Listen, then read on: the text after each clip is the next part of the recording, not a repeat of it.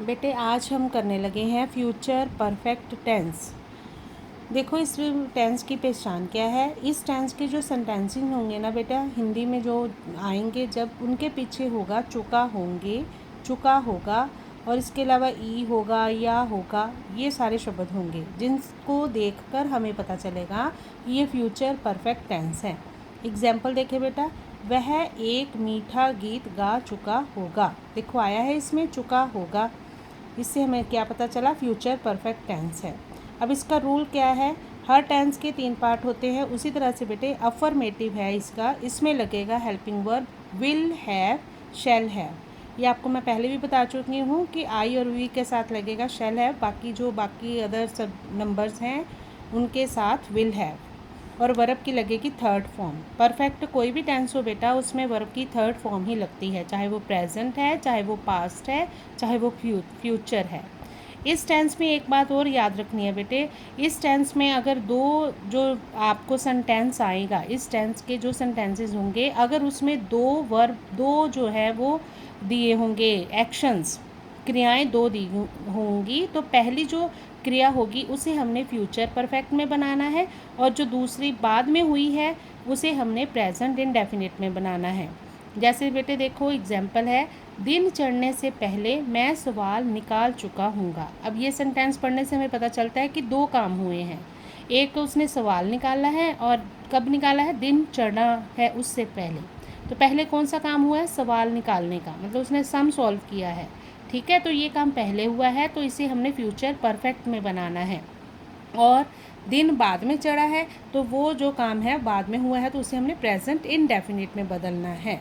जैसे देखें, आई shall have solve the सम, आ गया ना फ्यूचर, शैल हैव लग गया हेल्पिंग वर्ब, और उसका लग गया वर्ब की थर्ड फॉर्म, तो ये आ गया फ्यूचर परफेक्ट। और देखें, बिफोर द डे ब्रेक्स आ गया है ये प्रेजेंट इंडेफिनिट में सिंगुलर के साथ एस चाहिए, एस लगता है, तो इधर भी देखो वर्ब की फर्स्ट फॉर्म लगी है, उसके साथ एस लगा है।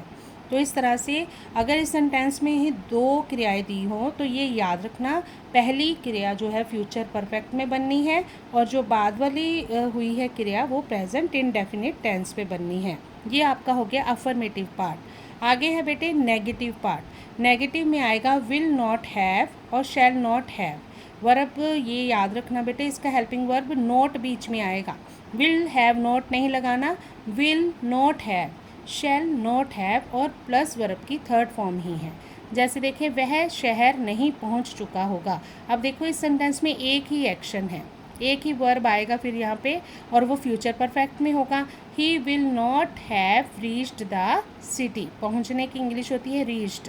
अब है तीसरा पार्ट इस टेंस का इंटेरोगेटिव। इंटेरोगेटिव कोई भी क्यों ना हो, मैंने बहुत बार बताया है बेटे कि विल शैल हम किसके शुरू में लगाते हैं, सेंटेंस के शुरू में, फिर आता है सब्जेक्ट, फिर उसके बाद आएगा हैव, फिर वर्ब की थर्ड फॉर्म, फिर ऑब्जेक्ट, और फिर आएगा क्वेश्चन मार्क। इसकी एग्जाम्पल देखें, क्या वह मेरे से पहले स्कूल पहुंच चुका होगा, तो फिर सेंटेंस कहाँ से शुरू होना है, विल से। विल ही, फिर सब्जेक्ट आ गया, फिर आया है आगे have, will he have reach the school before I come. फिर से देखें बेटा, ये काम पहले हुआ है, वो स्कूल पहले पहुंचा है, तो वो किस में आया है, फ्यूचर परफेक्ट में। मेरे आने से पहले वो काम बाद में हुआ है, तो वहाँ पे आया है प्रेजेंट इंडेफिनिट, आई के साथ वर्ब की फर्स्ट फॉर्म लगी है।